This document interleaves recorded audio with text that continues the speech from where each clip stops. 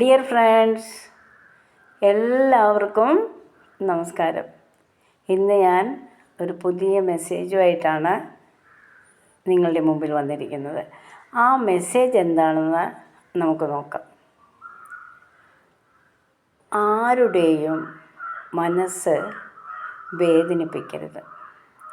ഇന്ന് നമ്മൾ നൽകുന്ന വേദന നാളെ മറ്റൊരു രൂപത്തിലായിരിക്കും നമ്മളിലേക്ക് തിരിച്ചെത്തുന്നത്.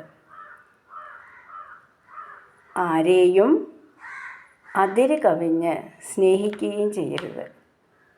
കാരണം പരിധിയില്ലാത്ത സ്നേഹം പലപ്പോഴും അവഗണനയിലേക്ക് പോകുവാനുള്ള എളുപ്പ വഴിയാണ്.